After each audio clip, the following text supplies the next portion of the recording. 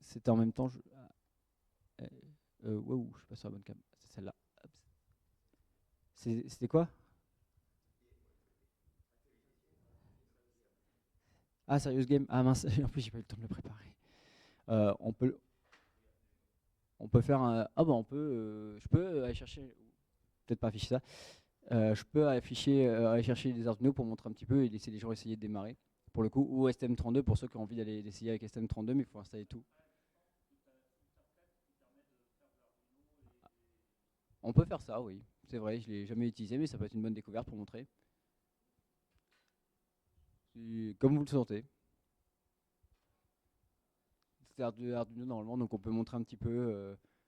Et on peut aller chercher, je pense, les kits avec les Arduino pour essayer un peu. Comme ça, les gens peuvent essayer de faire un peu de code s'ils ont un PC avec eux. Donc pour ceux qui sont intéressés, vous pouvez prendre si vous avez un PC, vous pouvez installer Arduino pour essayer en même temps. Et moi, je vais ouvrir Tinkercad. Hop. C'est vrai que j'ai vu utiliser, Danick l'utiliser. Hop. De quoi? Ça marchait bien? Attends, je vais m'inscrire. Ah, je me mets sur quoi? Créer un compte personnel? Hop.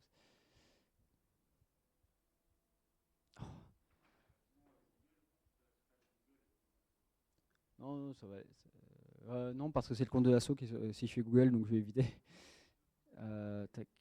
Les gens vont voir à quel point je suis vieux.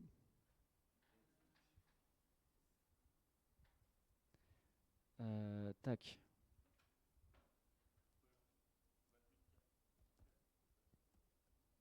Voilà. Hop, mot de passe bateau, ça passe.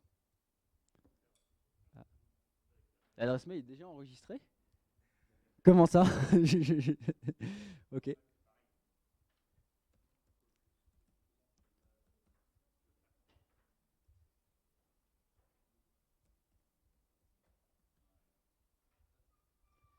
Bon. Bah, je rafficherai mon écran une fois que j'aurai fini de m'identifier.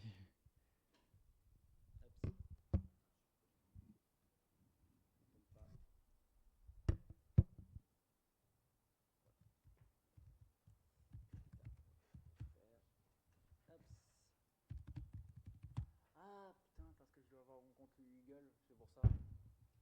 C'est parce que j'avais un compte pour avoir la licence Eagle. Effectivement.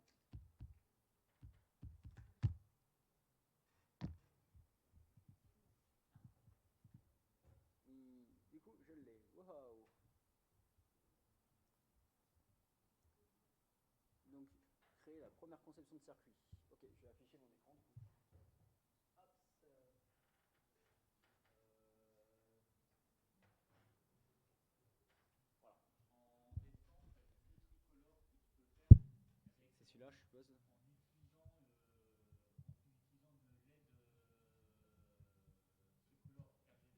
Ah oui, bah effectivement, le feu. Ah, c'est vrai qu'effectivement, on peut. Euh, Hop, on va créer une première conception de circuit. J'apprends le logiciel en même temps, mais je devrais pouvoir me débrouiller, je pense. Du coup, ça fait partie des logiciels qui permettent de faire des tests de circuit et potentiellement du code a priori. On va prendre une Arduino. Waouh, j'ai une magnifique Arduino. Bah, je vais venir ajouter des composants. On va faire le premier truc simple. On va faire le premier qui est j'ai envie de faire clignoter une LED de manière simple. Donc je mets ma LED, j'ai mon Arduino, hop. Et pour ça, il faut rajouter une résistance pour limiter le courant dans la LED, sinon vous risquez d'avoir des soucis. La valeur, on va mettre 330 en ohm, voilà. Et derrière, on va pouvoir venir relier, je suppose, à... Oh, c'est mignon. Tac, tac. Voilà, j'ai branché une LED sur une Arduino. Bon, si je fais ça, je pense que ça fait rien. Voilà. Oh, il y avait déjà le code pour faire clignoter une LED. Effectivement, ils ont proposé du code pour faire clignoter une LED. Par contre, à gauche. Ah voilà, je peux changer, je peux me mettre en mode texte, continuer. Voilà. Et bah effectivement, ils avaient j'avais overshoot. Il y avait déjà le code que j'ai montré tout à l'heure pour faire clignoter une LED. Donc quand je démarre la simulation, effectivement, le code, qu'est-ce qu'il fait? Il initialise ma LED built-in, qui est la porte 13 en LED, et il fait clignoter une LED. Ok. Bon bah maintenant on va essayer de faire un peu plus compliqué. On va essayer de faire un feu tricolore. Donc j'arrête la simulation. Alors c'est pas évident de le faire avec avec ça. Est-ce qu'on peut changer la couleur des LED? Oui. On va déjà le faire simple avec une LED, avec 3 LED simples. Donc des LED avec une couleur fixe, et après on fera en plus compliqué. Voilà. Donc on va reproduire le circuit que j'ai fait tout à l'heure. Ah, je viens de voir, il change le code couleur de la résistance aussi avec. C'est une mauvaise pratique. On m'a suggéré de relier les 3 cathodes des LED ensemble pour pouvoir faire le circuit. Mauvaise pratique, parce que si sans faire exprès vous allumez toutes les LED en même temps, vous allez avoir vous allez avoir moins de courant et les LED vont s'allumer moins. Et oui, qui va être perturbé. Ah, c'est trop bien ça, par contre, que ça change de couleur. C'est-à-dire qu'après vous pouvez aller chercher dans votre bac de résistance directement. Hop, à terre. Et bah, on va se mettre sur le port 12. Allez. Ah, oh, bah, tiens, on va faire ça alors. Ah, faut le faire avant de dessiner? Ah oui, effectivement. Tac, comme ça sera plus visuel. En noir. Désolé. Hops. On va dire que je suis raciste. Hops. Ah, ça a l'air pas mal, hein. Je l'avais jamais essayé celui-là. J'avais essayé celui de Fritzing à l'époque, qui ne fonctionne plus trop bien.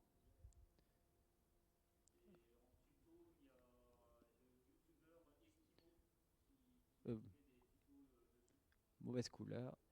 Oh, intéressant. Du coup, hops, voilà, j'ai 3 résistances. Ok, on va faire le code.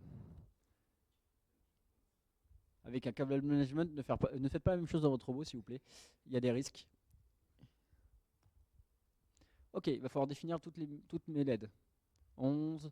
Donc, je vais indiquer par rapport au numéro de port ce que j'ai envie de faire. D'ailleurs, j'ai même pas regardé sur le Twitch, il y avait quelqu'un qui avait une question. Je viens de penser.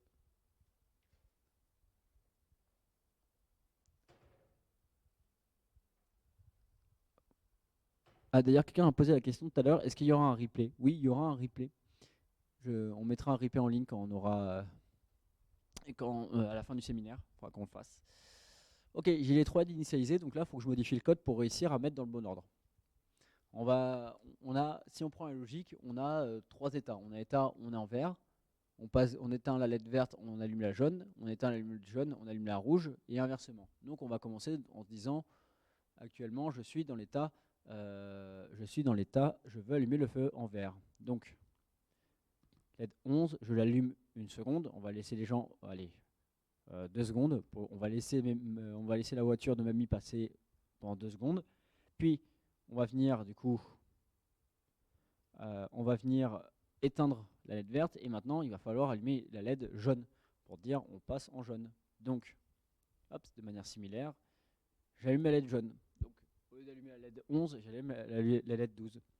On va attendre le jaune, c'est très rapide pour le coup, puisque bah, c'est pour prévenir qu'on va éteindre le feu. Et à partir de là, même chose, je vais éteindre le feu. Donc, je vais éteindre la LED jaune. Donc, on éteint la LED jaune et on allume la rouge. Ok, maintenant, il va falloir attendre pendant un certain temps. Hops. Donc, on va attendre 3 secondes avec la LED rouge. Et à partir de là, du coup, il va falloir éteindre la LED rouge. Non. Si, voilà, là j'ai la LED rouge qui est allumée. Et du coup, comme c'est une boucle, je peux venir juste éteindre la LED rouge ici et rallumer la LED verte. Si je ne me suis pas trompé, on va enlever le commentaire parce que les gens pourraient penser que c'est mauvais. Si j'essaye, qu'est-ce que ça fait? J'ai la LED verte qui s'allume, passer à l'orange et vite fait, et je suis passé à rouge. Et ben j'ai l'air d'être bon. J'ai l'impression que la LED jaune, ah ouais, ils mettent du temps, ils ont mis du temps pour qu'elle s'éteigne, c'est beau. On la voit s'éteindre au fur et à mesure, progressivement. La LED, elle s'éteint pas tout de suite, elle met du progressif, c'est intéressant, ils montent ça. Voilà, donc j'ai un premier feu tricolore. Wouhou! Bon, on pourrait le faire avec qu'une seule LED. On va essayer avec une LED. On va essayer avec une LED RGB, LED RVB. Ah oui, parce qu'ils l'ont mis en français. Ok. Donc, comment ah, on est obligé de faire comme ça?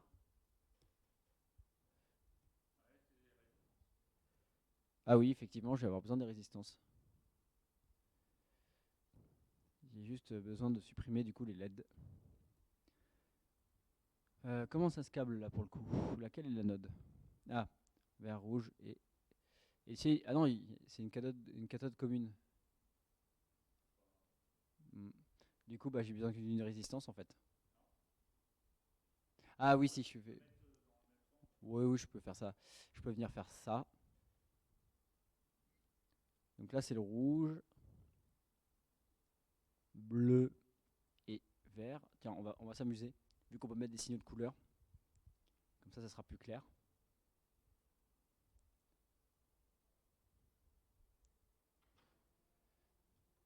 Hop. Ah voilà, t'as ramené quoi? Juste les Arduino? Ah, t'as ramené les câbles avec?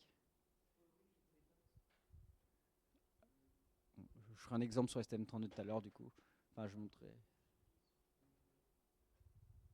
Voilà. Alors là, actuellement, il va falloir changer les signaux. On peut le faire de manière simple. On, on peut refaire avec le code qu'on avait tout à l'heure, comme ça. Oh, j'ai. Ok, je sais pas pourquoi il a fait ça, mais je devais avoir un point supplémentaire, ouais. Hop. Et du coup, il suffit juste de faire ça.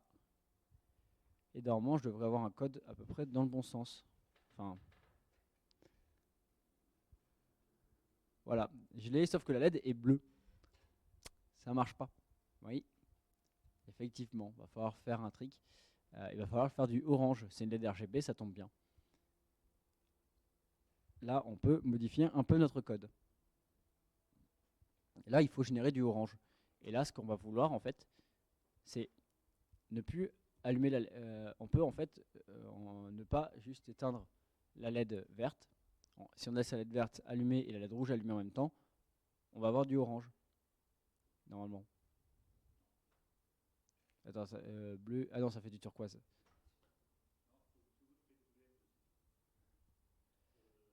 D'ailleurs, je me trompe. Bon, non, ça va faire du jaune, du coup. Voilà, bah, ah oui, je peux pas. Faut que j'arrête la simulation si je veux faire du code.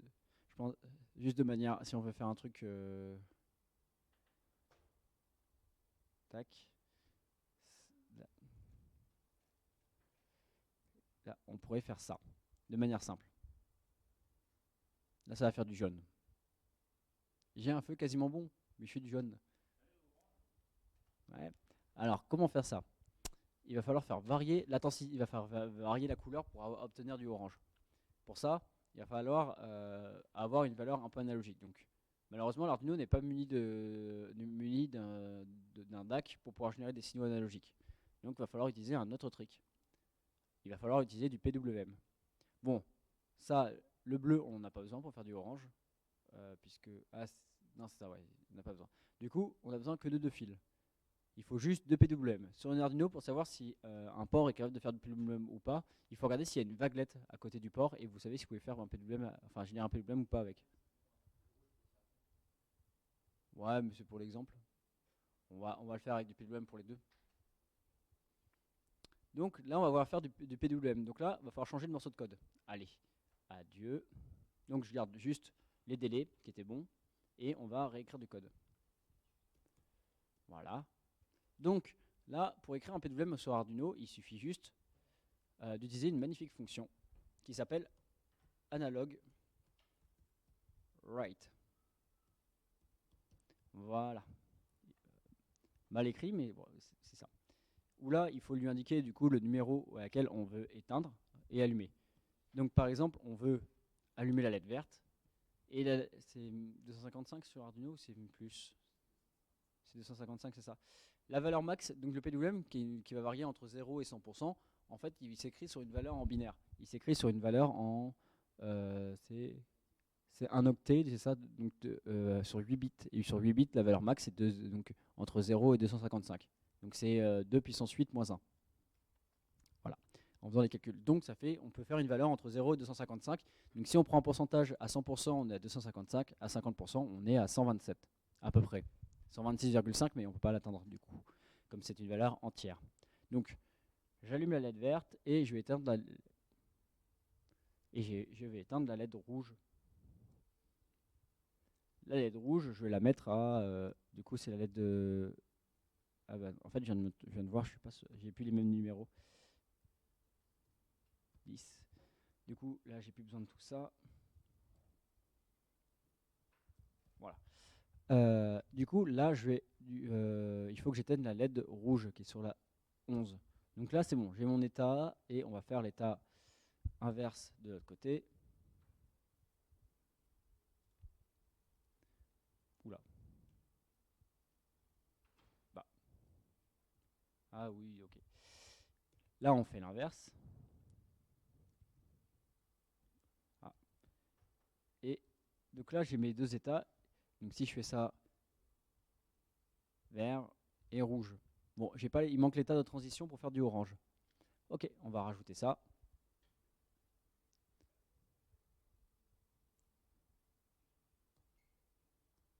Ah oui, il faut que j'arrête la simulation, il ne veut pas écrire. Hops. Donc, pour faire du orange, il faut qu'il y ait plus de rouge que de vert. Donc, ce qu'on peut faire, c'est mettre la LED verte, la LED rouge à fond, et mettre la LED verte avec une valeur moins importante. Par exemple, 50%, donc 127. Si je fais ça, je devrais obtenir un orange approximatif. Voilà. Je trouve que c'était pas encore assez orange. Je suis un peu... On va mettre une valeur plus faible, genre par exemple 60. Et là, normalement, je devrais obtenir du orange. Ouais, pas convaincu. Ah, on va essayer avec une valeur plus faible, du coup. Voilà, c'est mieux. je cherchais le bon orange, tu sais duquel je parle. Voilà, là j'ai un vrai orange. Bon, bref, voilà. Bonne chance. Du coup, qu'est-ce qu'on pourrait faire maintenant? On pourrait peut-être lire un capteur. Tiens. Tant qu'on y est, on va continuer un peu avec ça et après je montrerai peut-être un exemple avec... Ah, ça c'est marrant. Qu'est-ce qu'on pourrait lire? Photorez? Oh, je sais pas.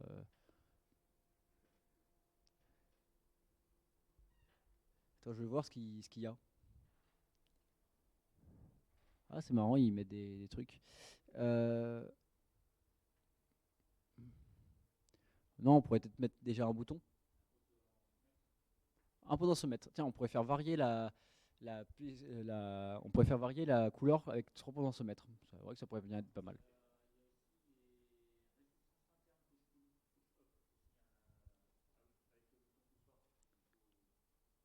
Bah, on va faire le bouton déjà pour commencer, pour allumer la LED quand on a envie. Voilà, oui, on va faire ça. Du coup, on a deux bornes et il nous donne bien 1 et 2. Ok, on veut allumer, on veut faire un code qui allume la LED, la LED selon notre besoin. Donc on va, par exemple, se brancher sur ce signal, même si c'est une mauvaise idée. Hops, et on va se dire de manière simple, je vais avoir un signal entre 0 et 1, hops, comme ça. Intérieurement, les pins 1A et 1B sont reliés ensemble. Voilà. Si je fais ça, qu'est-ce qui va se passer? On va démarrer on va faire un morceau de code qui dit que if, donc, ah oui, il faut déjà définir qu'on vient lire le capteur, on vient activer la pin. Donc, À la différence, là, on veut dire que sur la pin 0,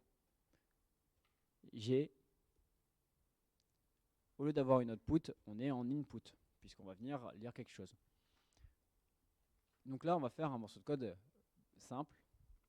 If, du coup, c'est digital read. Et là, on met du coup le port sur lequel on lit. Si mon clavier fait bien. Donc si le bouton est à l'état 1, je vais mettre une LED à 1, sinon à 0. Donc on va prendre, ça va être digital. Je vais pas me compliquer la vie là pour le coup, puisque je vais juste allumer une LED. 11, 1. Donc je veux mettre à 1, ou on va mettre high pour faire beau, à 1. Sinon,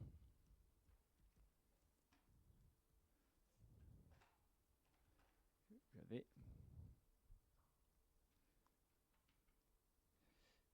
venir mettre ma LED à l'état bas.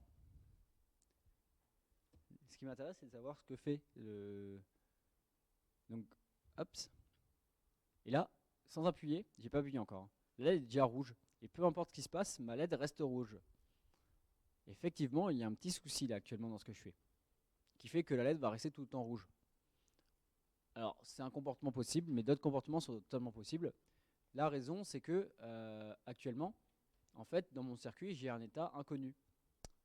Quand? De quoi? Il est en diagonale celui-là? Non, regarde. Non, c'est un A connecté à un B, non? Ah oui, bah, pour être sûr, oui, on peut faire ça, mais bon. Si...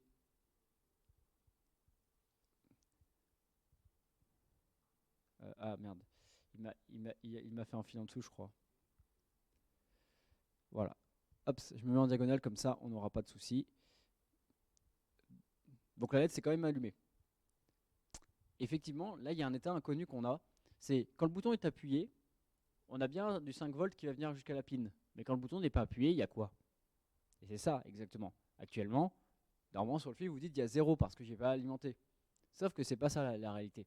Actuellement, de manière simple, une pin de bouton, ça ressemble à une antenne. C'est une antenne, basiquement, c'est un morceau de cuivre ou d'un autre matériau qui conduit l'électricité et qui capte les signaux électriques dans l'air. Et actuellement, c'est ce qui se passe. Parce que actuellement, on n'a pas défini l'état du GPIO, donc l'état de la pin quand le bouton n'est pas appuyé. Donc actuellement, en fait, le signal, ça peut être tout et n'importe quoi. Et là, actuellement, l'Arduino interprète j'ai quelque chose sur mon signal. Donc pour ça, il faut rajouter un composant en plus pour que quand le bouton ne soit pas appuyé, on soit bien à 0 volt et pas quelque chose qui se balade. Donc comment on fait ça? On va venir ajouter une résistance qui va avoir le rôle de pull down. Ça veut dire une résistance qui va permettre de forcer l'état à 0. Donc je la connecte entre la pin du bouton. Ah mais par contre, quand il commence j'ai un peu de mal à mettre sur le bouton, je sais pas pourquoi. Hop, voilà. Je vais mettre entre le signal de sortie du bouton et le GND une résistance qui va forcer le signal à 0 quand il n'y aura pas le 5 volts. Je peux vous montrer un exemple tout simple. Hop, pour montrer ce que ça représente, je vous présente un outil magnifique qui s'appelle FastLAD, qui est plutôt pratique pour pouvoir faire des simulations de composants. Voilà. Donc, je mets une LED. Hop, je mets un bouton. Voilà. Je vais mettre du 5 volts ici. Et je vais mettre le GND. Hop. Actuellement, la LED s'allume. Là, non, parce qu'il ne le voit pas. Mais je vais quand même le faire. Je vais mettre une résistance entre ça et le GND. Vous voyez, actuellement, du courant passe à travers la résistance, mais il n'y a aucun impact. Ça baisse juste un petit peu le courant.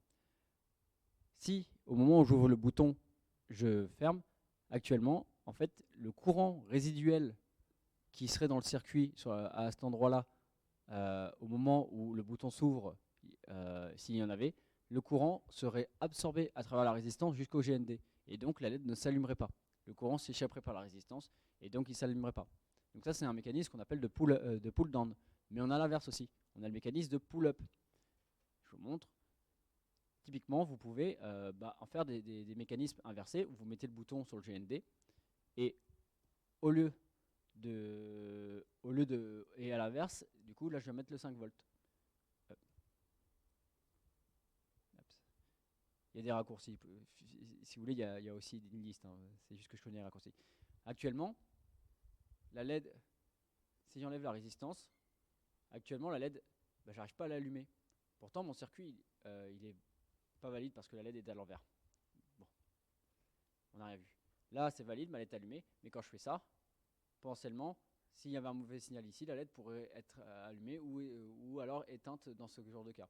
Donc, pour être sûr de l'état dans lequel je veux être, ah oui, mais c'est l'inverse que je veux faire. Sinon, non, c'est bon. Il y a potentiellement du pull-up et du pull-down sur le microcontrôleur, mais voilà, c'est pour exemple. Ici, je m'assure que le signal du bouton soit tout le temps à 5 volts, même quand le bouton est ouvert, et quand c'est fermé, là, le signal peut s'évacuer et il n'y a pas de souci. Mais là, s'il y avait potentiellement quelque chose qui a absorbé le courant à la GND, la LED s'allumerait quand même. L'état resterait à 1, même s'il y a quelque chose qui a absorbé le courant. Voilà. C'est du coup deux mécanismes, le pull-up et le pull-down, qu'on utilise pas mal quand on a des boutons. Bref, non. Bref, on revient sur notre circuit. Et là, je vais démarrer la simulation et la LED, c'est... Pourquoi elle s'allume quand même? Est-ce que j'ai fait une bêtise? Pourquoi il l'accepte pas? Il y a moyen de voir étape par étape. Comment on pourrait... Pourquoi il veut pas? C'est parce que c'est sur la pin 0?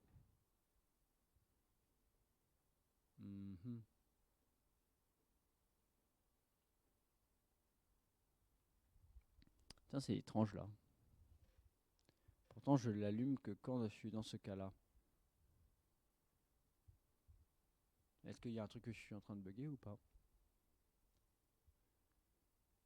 Est-ce que c'est...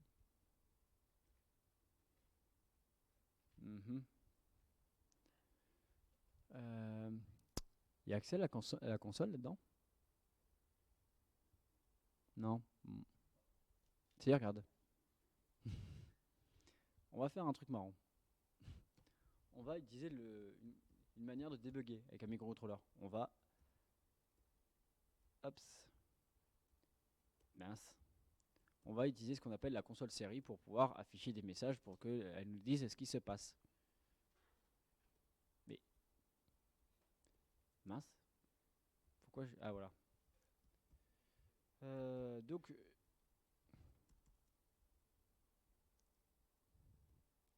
Avec une main, c'est pas évident. Surtout quand c'est l'autre main qui doit appuyer sur le clavier. Mais bon, hop, on va du coup démarrer la liaison série et on va venir écrire des trucs. Déjà, on va lire la valeur que inutile.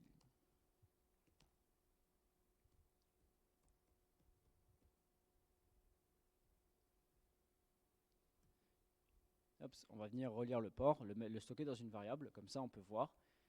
On peut derrière faire un... On peut même utiliser téléplots.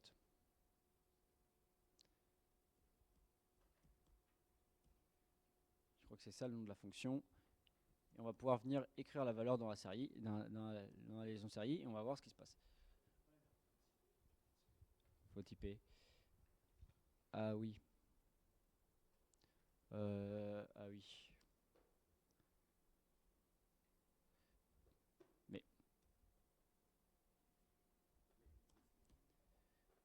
De quoi? Oui, je viens de le faire. Voilà, là il me dit qu'il est tout le temps à 1 et que... Et il m'envoie que des 1. Je vais le changer de port juste pour voir ce qui se passe. Et là il écrit 1 partout. Et là, alors là, par contre, on a des états sur le port d'à côté. Il me dit 1, 0, 1, 0, 1, 0. Mais là, pourquoi il me dit que des 1? Je sais pas pourquoi sur le 1. On va changer de câblage. Peut-être que il fait quelque chose avec le port. On va se mettre sur le port 2 pour être sûr. 2. Hop. Et on va venir lire, par exemple, sur le port 2. Qu'est-ce qu'il me dit? 0, 1. Alors, il doit y avoir quelque chose sur le port 0. Du coup, je disais que c'est une mauvaise idée. Bah, je pense qu'il doit simuler comme ce qui se passe d'habitude. Parce que le port. Ah oui, c'est le port serial. Du coup, il doit quand même afficher quelque chose. Bon, bref. Là, actuellement, on voit le signal du bouton qui est à 0. Et quand j'appuie, 1. Si je me mettais sur un autre port, par exemple sur le port 1, ou sur le port 3, qui est inutilisé. Mais ça, par contre, c'est dommage, il y a un raccourci. Si je me mettais sur le port 3, on voit que des 0 tout à l'heure, il m'a mis des 1, mais bon, je sais pas pourquoi. C'est peut-être parce qu'il écrivait. Ouais. Oui, j'ai ouvert le série, peut-être pour ça. Hops. Bref, là, d'un moment, voilà, quand j'appuie sur le bouton, la LED s'allume. Voilà. Ah, on peut pas voir l'état du signal, ça c'est dommage. Bon, bah parce que ça devait être le port série, il devait déranger. Donc là, j'appuie sur mon bouton, la LED s'allume. Donc je suis capable de lire une information. On va aller sur un truc un peu plus compliqué. On va faire une photorésistance. Ça c'est le truc un peu un titre classique. Ah mais comment tu simules avec la photorésistance là-dessus? On va mettre un potentiomètre, ça sera plus facile. Voilà. Donc un potentiomètre, pour ceux qui ne savent pas, c'est une résistance variable. Quand on fait tourner le potentiomètre, la résistance va varier. On va faire un truc simple. On va prendre le signal 5 volts et on va lire sur un port. On va connecter. Tac. Et du coup, en faisant ça, en fait, entre la borne 1 et le curseur et la borne 2 le curseur, on va voir la résistance qui va être splittée en deux, on va dire. Et selon là où est le curseur, la résistance soit plus petite d'un côté, plus grande d'un côté, ou inversement. On va faire varier la résistance entre les deux. Donc en faisant ça, ouais c'est ça. Ça aurait fait un truc, mais pas ce qu'on voulait. Ça aurait fait un état voilà. Donc en faisant ça, c'est comme si on mettait deux résistances et qu'on faisait varier la valeur du haut et du bas à la fois avec le potentiomètre. Hop, on va venir indiquer qu'on veut utiliser ce port-là. Pin mode à 0.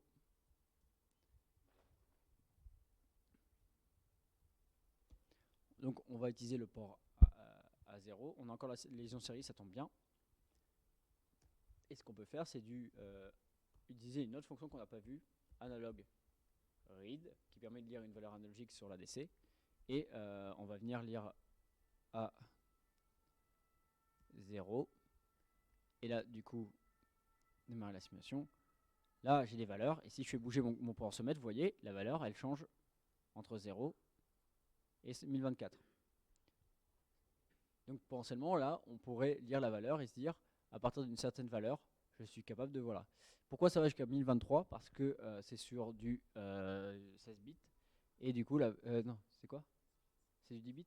Ah oui, 10 bits, effectivement. Donc ça fait 2 puissance 10-1. Donc 1024-1, ça fait 1023. Donc on a une valeur entre 1023 et 0.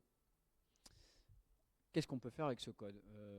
On pourrait s'amuser à faire varier le RGB de la LED. On va faire un petit truc.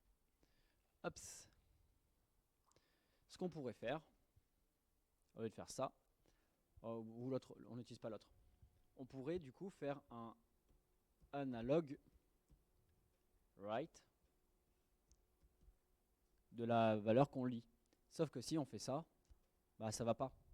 Actuellement, on a une valeur sur 10 bits qu'on essaye de mettre dans un truc qui fait que 8 bits. Donc si je fais ça, et j'ai oublié de préciser qu'on est sur le port 10, ça va faire un truc bizarre. Actuellement, j'arrive à faire varier le courant dans ma LED, enfin l'intensité de ma LED, sauf que au bout d'un certain moment, quand je vais avoir dépassé la valeur 255, il n'y a plus aucune variation. Voilà, là je suis à peu près à 255 et j'aurai beau tourner, rien ne changera. Pourquoi? Parce que la LED, elle varie qu'entre 0 et 255. Donc il faut faire une conversion parce qu'on est entre 0 et 1023 pour la lecture. Donc là pour ça il y a une fonction qui s'appelle map. Il faut que j'arrête la fonction. Sur Arduino il y a une fonction qui s'appelle map, si je ne me trompe pas, et c'est la valeur d'arrivée, la valeur de départ et la valeur d'arrivée, il me semble. Si je me souviens bien du nom de ce que fait la fonction. Non. Et attends, voilà. Attends, ah oui, pourquoi j'ai fait ça? Right. Oui, pourquoi j'ai fait ça? Donc, attends. C'est la valeur. De quoi? Faut préciser aussi les minimums. Attends. Long in, long in, long in. Ah oui, effectivement. Du coup, il faut faire quoi? 0. C'est 0, 250.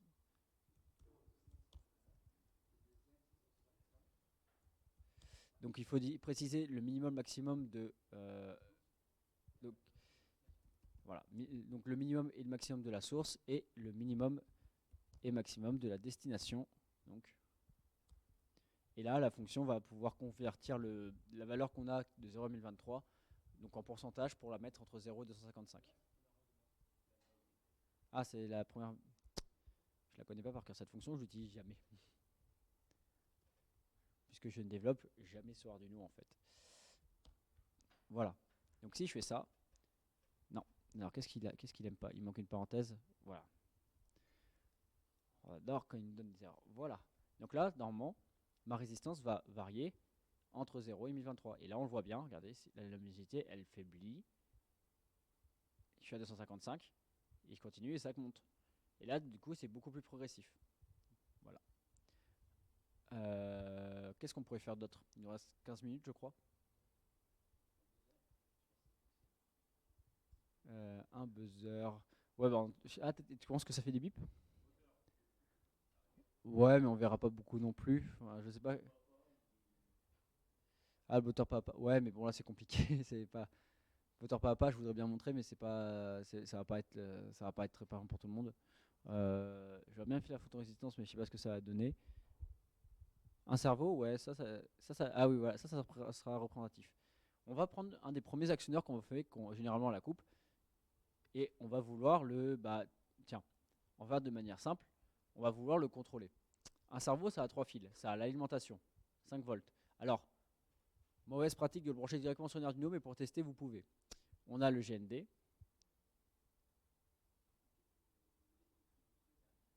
Le câblage, il commence à être horrible. Voilà. Et enfin, on a le signal. Et le signal, c'est un PWM. Donc, par exemple, je vais me mettre sur le port 6. Écrivons du code.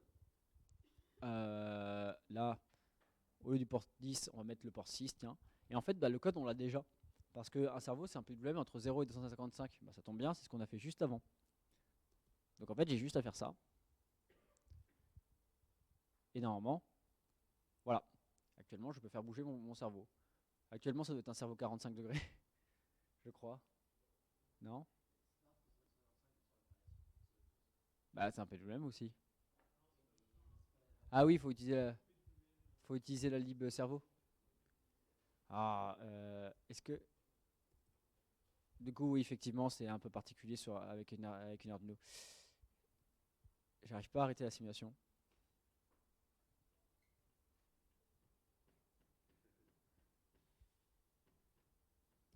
Chouette, j'arrive pas à arrêter la simulation.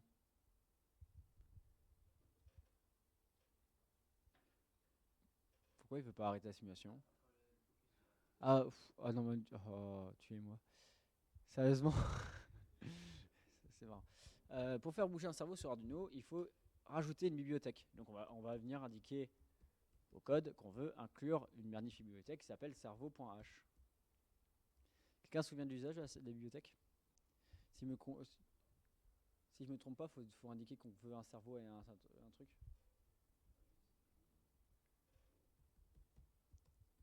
De toute façon, si vous voulez faire un truc avec Arduino, vous cherchez sur internet. Voilà. Généralement, c'est plutôt clair. Allez, c'est ça. Faut faire. Voilà, tiens, hop, bah, le code pour faire bouger avec un cerveau, avec un potentiomètre.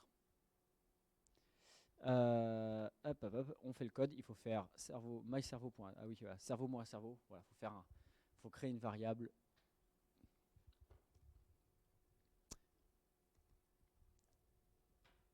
Cerveau. Voilà, vas-y, on a la flemme. Ensuite, il faut venir du coup dire qu'on a un cerveau à cet endroit. Donc cerveau.attache. Il faut juste lui donner le numéro de port, me souvenir. Donc sur le port 6. Et après, il n'y a plus qu'à faire un cerveau.write. Donc là, il faut juste changer la fonction qu'elle a. Cerveau.write. Et du coup, il apprécie pas.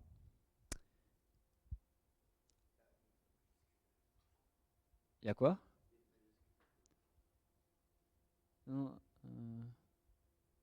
non, c'est autre chose. Ah, à mon avis, peut-être qu'il confie à cause de ça. On va mettre my cerveau. Ups. Est-ce que c'est à cause de ça? Non. Ah oui, j'ai oublié de... Mais...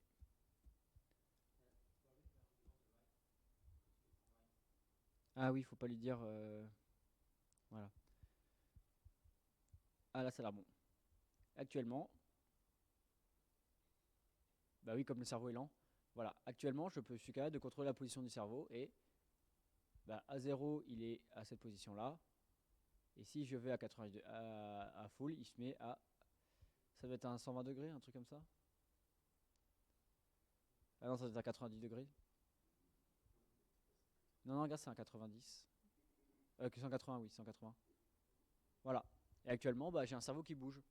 Bon, bah, je peux tester mon premier actionneur de la coupe. Voilà. Généralement, on commence par ça. Bon, je pense qu'on va s'arrêter pour là. C'était quoi la prochaine conf, du coup? C'était les batteries. Ça va me laisser le temps d'essayer de récupérer ma présentation suivante après, je crois. Bon, on va faire juste une pause de 5 minutes, le temps que Mehdi se setup, et on va y aller.